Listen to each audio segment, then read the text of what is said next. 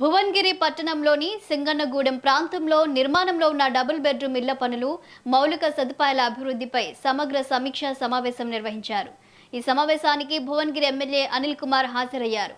ఈ సందర్భంగా double bedroom ఇళ్ల నిర్మాణ పనులు ప్రధానంగా పూర్తయ్యాయని, మిగిలిన పనులను త్వరితగతిన పూర్తి చేసి లబ్ధిదారులకు ఇళ్లను అందించేలా చర్యలు తీసుకోవాలని అధికారులను ఎమ్మెల్యే ఆదేశించారు.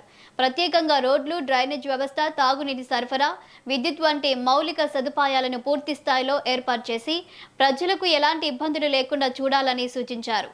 నిర్మాణంలో ఉన్న వాటర్ ట్యాంక్ పనులను కూడా పరిశీలించిన ఎమ్మెల్యే పనుల నాణ్యతపై ఎలాంటి రాజీ లేకుండా ప్రతి అంశాన్ని పర్యవేక్షిస్తూ బాధ్యతాయుతంగా పూర్తి చేయాలని అధికారులను ఆదేశించారు. అలాగే ఇళ్ల పంపిణీకి ముందే అన్ని సదుపాయాలు సిద్ధంగా ఉండేలా ముందస్తు చర్యలు తీసుకోవాలని, ఎక్కడైనా సమస్యలు ఉంటే వెంటనే పరిష్కరించాలని స్పష్టం చేశారు. నమస్కారం. ఈరోజు ఇక్కడ భువనగిరిలో జిల్లా కేంద్రంలో మా నియోజకవర్గ కేంద్రం అట్లే ఇక్కడ సింగన్నగూడెం డబుల్ బెడ్రూమ్ ఇళ్ల కాడ ఉన్నాం. ఇక్కడ 444 ఇండ్లు ఇక్కడ అవుతున్నాయి. మరి దీనికి సంబంధించిన రివ్యూ పెట్టుకున్నాం.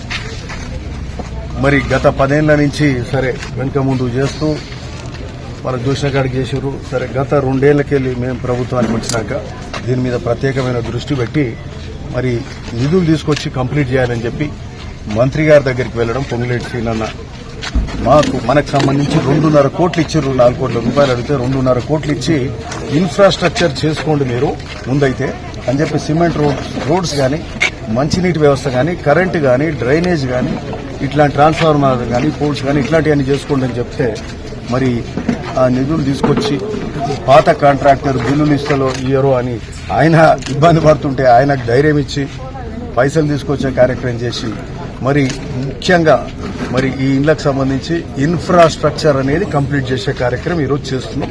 దీనికి సంబంధించి మరి ముఖ్య అధికారులు ఏసీ గారు ఉన్నారు, అడిషనల్ కలెక్టర్ గారు ఉన్నారు, PD housing and DE housing, AE housing and RWS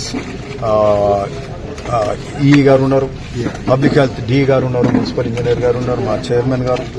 నమస్కారం.